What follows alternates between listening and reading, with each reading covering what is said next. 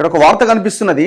Gen Z పోరాటం దెబ్బకి, cockroach party పోరాటం దెబ్బకి డీలిమిటేషన్ అండ్ మహిళా బిల్లు, నియోజకవర్గాల పెంపు బిల్లు అండ్ మహిళా బిల్లు ఈ పార్లమెంట్ సమావేశాల్లో పెట్టే అవకాశం లేదు అన్నట్టుగా కనబడుతున్నదట.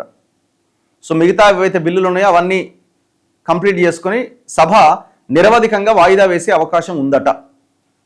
మరి అసలు యాక్చువల్గా వాళ్ళు నెక్స్ట్ ఎలక్షన్స్ని ఫోకస్ చేసిందే డీలిమిటేషన్ చేసి నియోజకవర్గాలను పెంచి దాని ద్వారా లబ్ధి పొంది ఎలక్షన్స్లో అధికారంలోకి రావాలని.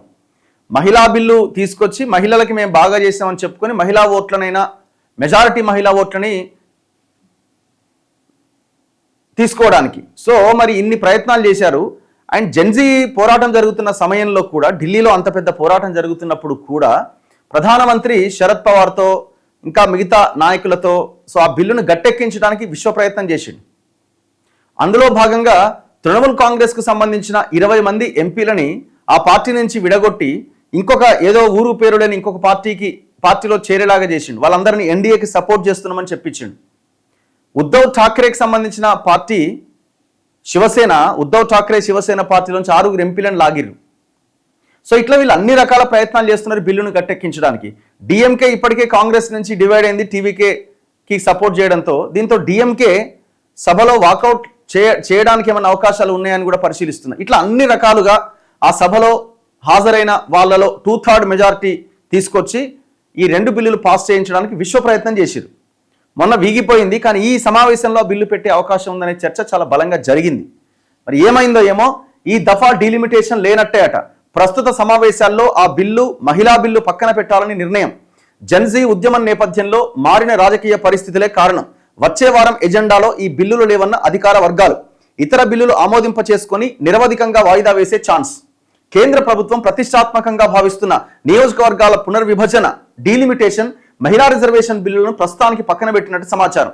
రాజకీయంగా అనుకూల పరిస్థితులు నెలకొన్నాయని కేంద్రం భావిస్తోందని, ఈ నేపథ్యంలో ఈ నిర్ణయం తీసుకున్నట్లు, రాజకీయంగా ప్రతికూల పరిస్థితులు అన్నమాట, ఈ నిర్ణయం తీసుకున్నట్లు అధికార వర్గాలు తెలిపాయి. పార్లమెంట్ వర్షాకాల సమావేశాల్లో డీలిమిటేషన్, మహిళా రిజర్వేషన్ బిల్లును ఆమోదింప చేసుకోవాలని కేంద్రం తొలుత భావించింది. బెంగాల్ ఎన్నికల నేపథ్యంలో కుదేలైన తృణమూల్ కాంగ్రెస్ నుంచి విడిపోయిన ఎంపీలు ఎన్డీఏకు మద్దతు పలికారు. శివసేన, ఉద్ధవ్కు చెందిన పలువురు ఎంపీలు కూడా ఇదే బాటన ఏక్నాథ్ షిండే శివసేన పార్టీలో చేరారు. ఇండియా కూటమి కీలక నేత శరద్ పవార్తో ప్రధానమంత్రి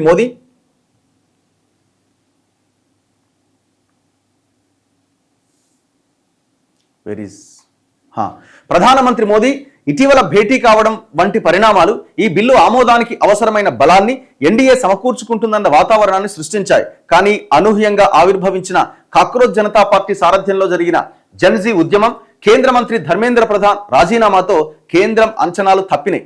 ఢిల్లీలో విద్యార్థుల మీద పోలీసుల లాఠీచార్జ్, పెల్లెట్ల ప్రయోగం నేపథ్యంలో కేంద్ర హోంమంత్రి అమిత్ షా రాజీనామా చేయాలని పార్లమెంట్లో విపక్షాలు గట్టిగా డిమాండ్ చేస్తున్నాయి. ఈ పరిస్థితుల్లో డీలిమిటేషన్, మహిళా రిజర్వేషన్ బిల్లులను ముందుకు తీసుకెళ్లడం కష్టమని, ప్రస్తుతానికి పక్కన పెట్టాలని కేంద్రం భావిస్తోంది. వచ్చే వారం కూడా పార్లమెంట్ ఎజెండాలో ఈ బిల్లులు లేవని అధికార వర్గాలు వెల్లడించాయి.